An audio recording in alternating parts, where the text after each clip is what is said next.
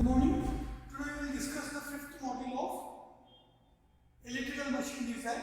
That is, the module name is Design of Synchronous Machine. So when you speak about the synchronous machine, so two machines. One is synchronous generator, one more is synchronous machine. So synchronous generator and synchronous motor. Synchronous motor. So, synchronous generator is widely used and synchronous motor are rarely used. So, synchronous generator is also called as alternator. It is also called as alternator. In almost all the world, the electrical energy which will be generated with the help of synchronous generator. So these generators either driven by the hydel power or driven by the thermal turbines or driven by the nuclear turbines or driven by the gas turbines. So almost all over the world, in almost all India, we are using synchronous generator to produce or to generate electrical energy. Whereas synchronous motors are rarely used in power system. To improve the power factor, we are using synchronous motors. Now, so the construction, before going to the design of the synchronous machines, you should know with the construction, operating principle and the operating characteristics of machine. Not only for the synchronous machine, if you are designing any machine, you should thoroughly know how it will be the construction of the synchronous generator or the construction of the synchronous machine and how it works, and then the operating characteristics of the synchronous machine. So, basically, the synchronous machine consists of two parts. Any rotating machine consists of two parts. One is rotor and one more is stator. So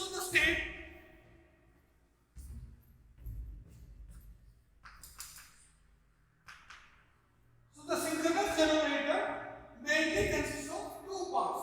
One is stator, one more is rotor. Stator is stationary member of the machine and rotor is rotating member of the machine. So usually the stator consists of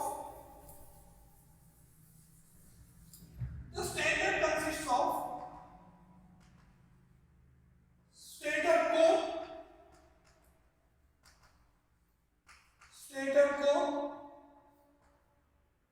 stator windings, then stator unit. Then rotor consists of poles, winding,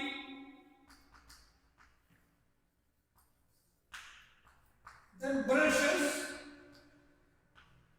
slip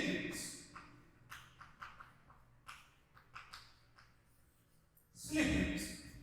Now, stator consists of stator core, stator windings, stator unit. The rotor consists of poles, rotor winding, brushes and slip rings.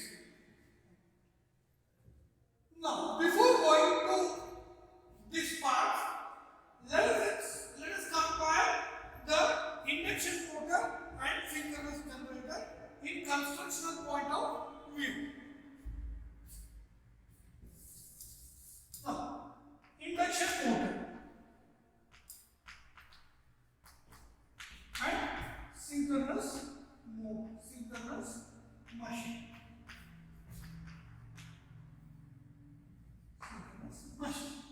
In construction point of view, the stator of the induction motor is similar to the stator of a synchronous machine. Maybe the size will be varying, the size will be vary. But however, we are constructing induction motor stateless machine. Now come to DC machine and synchronous machine. DC machine and synchronous machine. In DC machine, we have two parts: the stator and rotor. Stator and rotor. And in synchronous machine also we have stator and rotor. But synchronous machine, in DC machine, stator will be of field winding and rotor having the armature winding. In synchronous machine, stator will be the armature winding and rotor will be the field winding. Now let us consider the DC machine. Usually, when I am speaking about the DC machine, means it is DC generator. So in DC generator, the voltage will be dealing of 120 volt, 250 volt, 400 volt, maximum 1000 volt generators will be formed. So the DC generators we have 120 volt, 250 volt, 400 volt, maximum 1000 is also rare case. But in synchronous generators, the operating voltage is 11 kV. In India or all over the world, the generating voltage, maximum 99%, the generating voltage is 11 kV. So imagine if 220 volt or 250 volt, 120 volt, 400 volt, if it is rotating, if the field winding is rotating, if the armature winding is rotating, so nothing will happen to the mechanical point of view. But if the voltage of 11 kV armature is rotating, so what about the mechanical strength of an armature winding? So in a synchronous machine, my armature winding will keep stationary and field winding will be rotating. Now, what is the principle of Faraday's first law says, or what is Faraday's first law says? Whenever a magnetic flux linking with the conductor changes, an EMF will be induced in the conductor. Right? So it did not tell whether the field should be rotated, whether the field should be stationary, or field should be rotated. So both possibles are there. Either field should rotate or field should be stationary. So if the field is stationary, armature conductors cut the flux, right? If armature conductors is rotating, field conductors will cut the magnetic flux. Both will be possible. Now, what is the advantage of making armature winding as stationary? When you compare, let us see. Why my stationary why my armature winding will be stationary? The first advantage is that voltage collapse.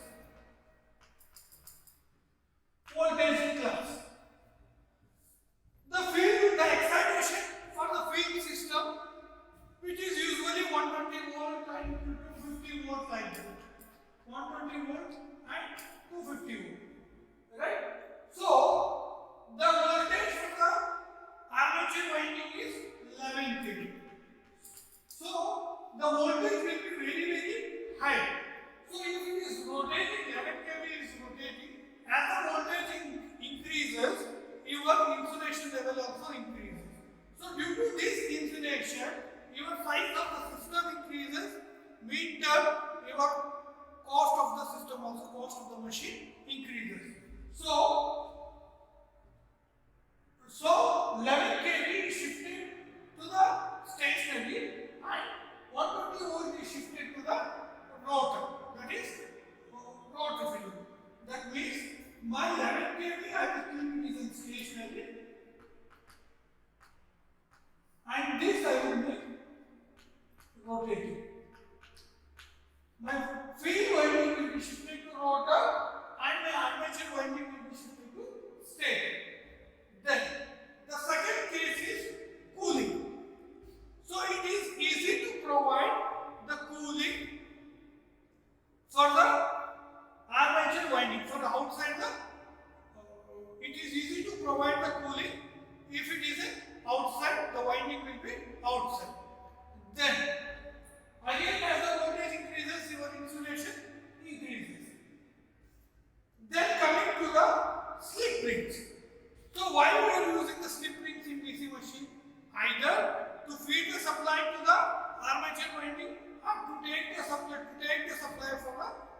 armature winding.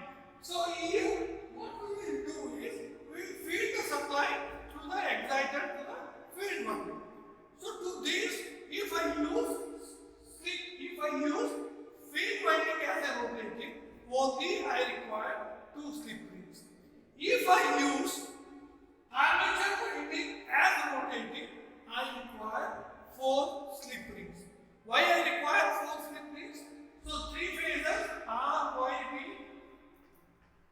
R, Y, B. So it is correct.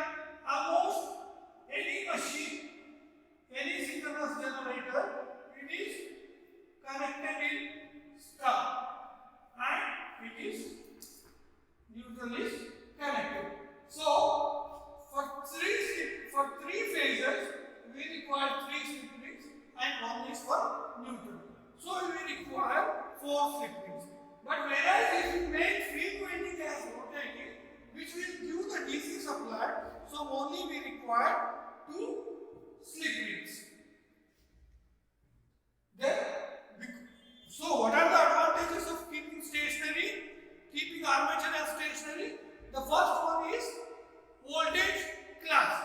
So to make 11 kV as rotating, so there is a big difficulty or there is a huge difficulties in mechanical point of view, because 11 kV means the size will be more, so its rotating is difficult. Then because of the cooling is easier, then less requirement of the insulation, then even only 2 slip rings is sufficient. We'll see the construction of stator and rotor. Here I will explain the constructional details related to the design point of view synchronous machine. So basically the stator consists of stator core, stator winding and stator yoke. We'll see one by one.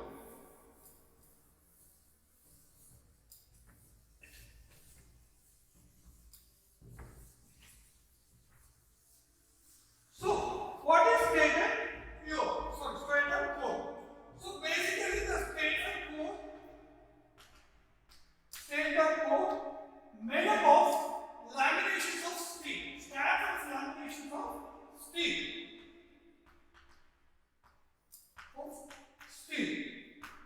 And remember, synchronous generators are not very small machines. The size of the synchronous generators are very huge, or the diameter of the synchronous machines are bigger in size. Even I can fit into the stator of a synchronous machine. So the stator core, the first one is the stator core. Usually the stator core is bigger in size. That means large diameter. Then it's made up of laminations of steel. Lamination of silicon steel. If it is a smaller rating of the machine, the laminations will be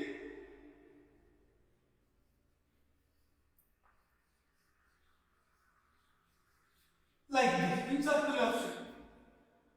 But if it is a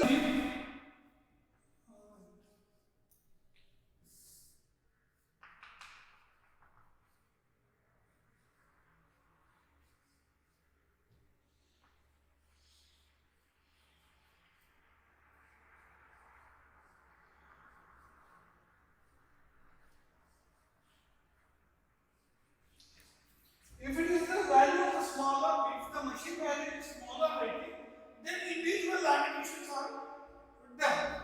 But if the machine rating is higher, when you go for the RTPS, Raichur Thermal Power Plant, and Sharavati Hydro Power Station, which is the first power station in Karnataka, right?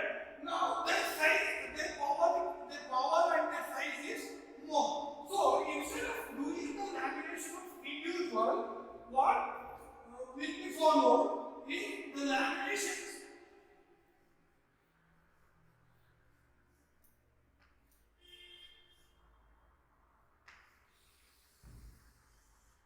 like this. Similarly, like set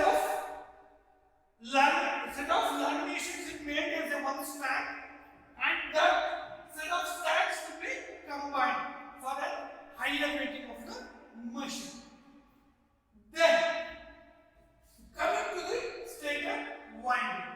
Usually the stator winding will be made up of copper windings or will be made up of copper. So if the current density is more than 5 millimeter square, then we are going to use rectangular coils. For the smaller rating of the machine, we are going to use circular coils. But whereas if the current density is more than 5 millimeter square, then we will use rectangular coils. Then how the stator winding will be made? Let us say this is one winding and this is one winding. This is my north pole and this is my south. This is complete one turn. This will be called back overhang and front overhang. And let us say this is my pole position. Now this is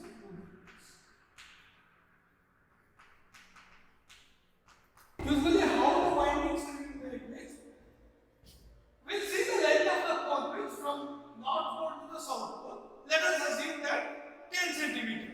So what they will do, they will make a 10 centimeter as a wooden piece.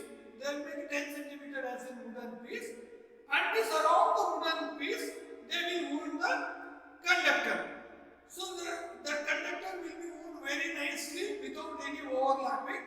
Once they have been wounded, they will take the conductor portion, and if let us say this is one slot. Now this conductor, set of conductors,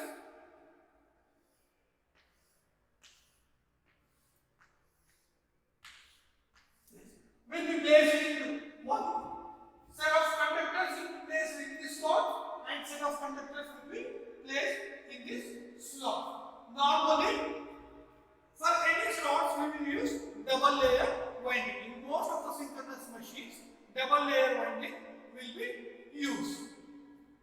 Then coming to the stator yoke. So the stator yoke is made up of cast iron. Stator yoke is made up of cast iron. Now, as I said, the armature winding is stationary.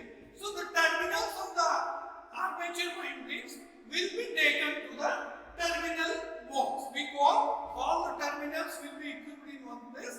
That we call it is a terminal box. The terminal box will be embedded in the stator yoke. And there is a small space between the stator, if let us say it is a stator core and this is a stator yoke. In between these there is a small space that is negligible. Now, my voltage is 11 kV. My armature voltage is 11 kV. That means the more amount of the heat which will be produced. So the natural cooling is not sufficient. So what they will do, they will provide hydrogen cooling. So how they will provide hydrogen cooling? So very small amount of the hydrogen will be allowed to flow in the stator slot of a stator core. So then there is a provision of hydrogen cooling. You need to take care in such a way that the hydrogen should not be leaked. If it is leaked, there is an enormous amount of reaction will be occurring. So there should be proper care should be taken in such a way that your hydrogen should not be leaked. And basically how the cooling will be provided, natural cooling. So this will be provided here one hole, here one hole, these holes will be provided. So for any rotating machine, the walls will be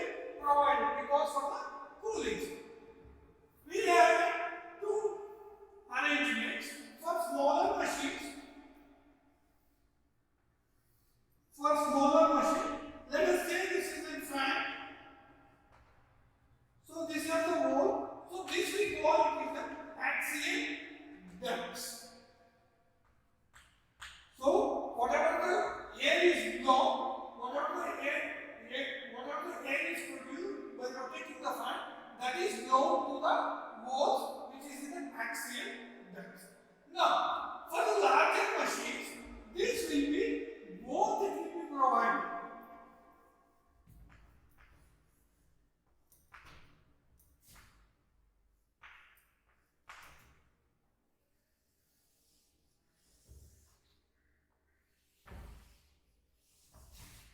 This is the fan.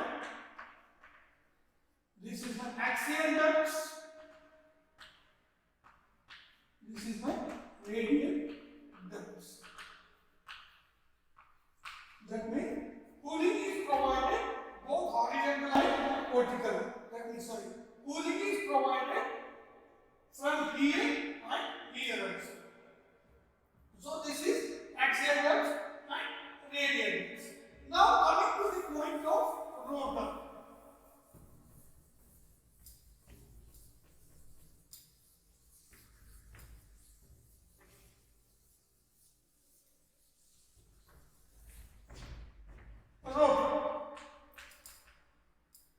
So rotor consists of poles. So usually poles is also made up of some lamination. It is made up of stack of lamination which is made up of silicon steel. So the poles will be having pole shoe and pole core. So this will be pole shoe. This is pole shoe and this is pole core. If it is in smaller rating, the entire pole is manufactured as a single piece. If it is a large machine, it is made up of some laminations. It is made up of some laminations. Now this pole core and pole shoe will be connected to some board system. Either it will be dovetail board or it will be bolted. Usually the rotor consists, the first part is a pole. Then this is my total pole body. So this is my pole shoe and this is my pole core. So these two, the pole core and pole shoe, if it is a smaller value of the machine, smaller rating of the machine, so it will be made with a single unit. If the larger machine will be there, if the rating of the machine is larger, then it will be of two pieces. Then this pole shoe is fitted to the pole core through some bolts. Then coming to the windings.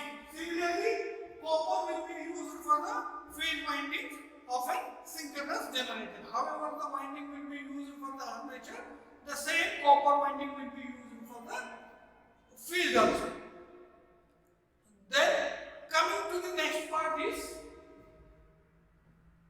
field winding is over. Slip rings. So why we are using slip rings? So basically DC generator, we need to extract the power from the armature winding. So we will use slip rings there. The types of the synchronous machine. So what are the types of the synchronous machine?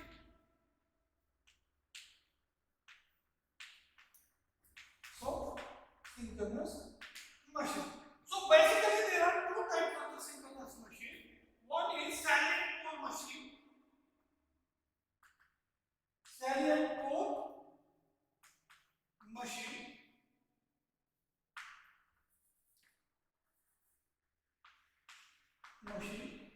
And second one is non-salient pole machine. Non-salient pole machine. So salient pole, what is meant by salient pole machine? Salient pole machine means the poles are projected. So like this.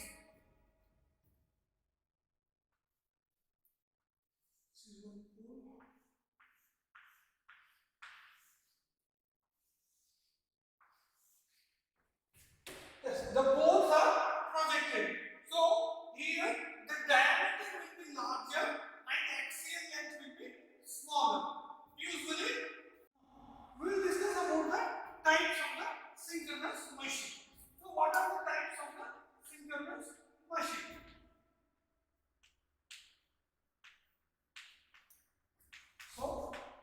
synchronous machine. So basically there are two types of the synchronous machine.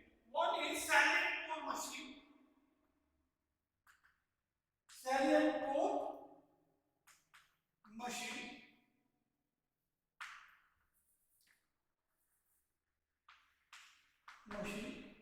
And second one is non-salient pole machine. Non-salient pole machine. So salient pole, what is meant by salient pole machine? Salient pole machine means the poles are projected. So like this.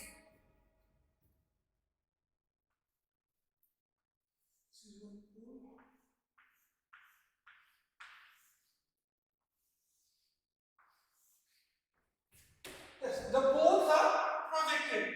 So here the diameter will be larger and axial length will be smaller. Usually driven by the hydroelectric power station. These are used in the hydroelectric power stations. So the speed will be in the range of 50 to 400 rpm. Usually for the lower speed we are using the salient pole machine. Then for non-salient pole machine, this is also called round rotor machines. Round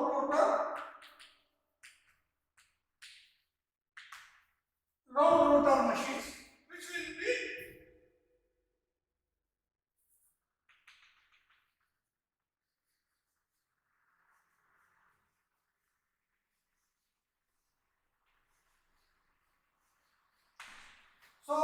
which will be the diameter will be smaller and axial length will be more for this.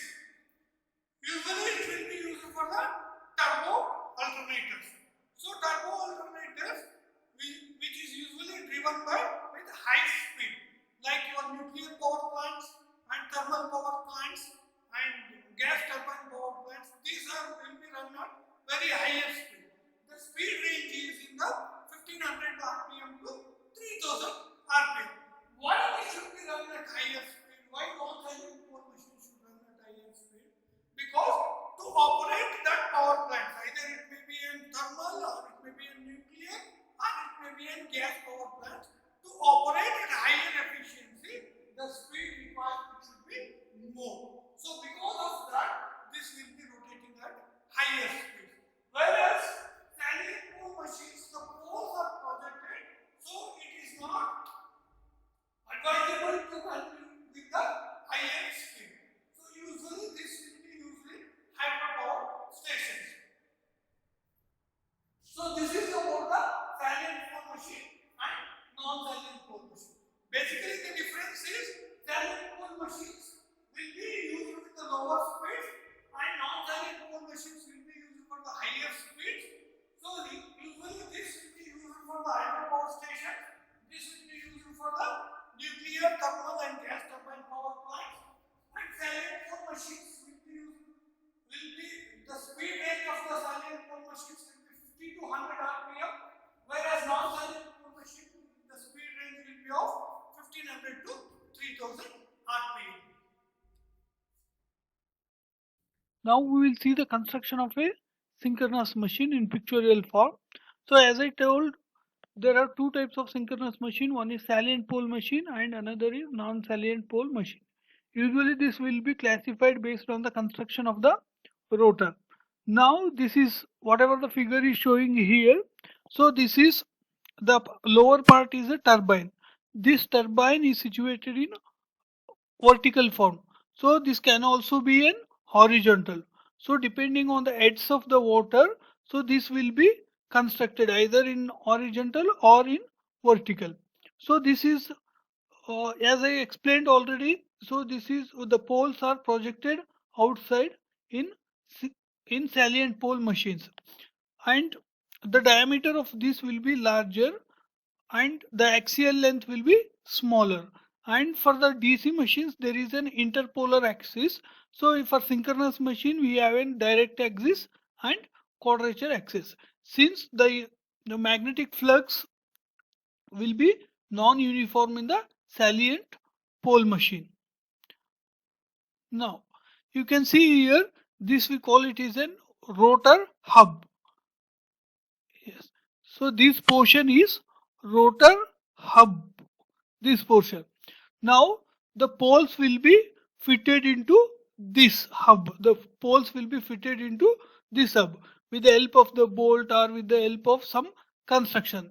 So this is usually the field here. The poles are rectangular in shape. So these poles are attached to the rotor hub with with the help of some bolts. So the pole construction is like this.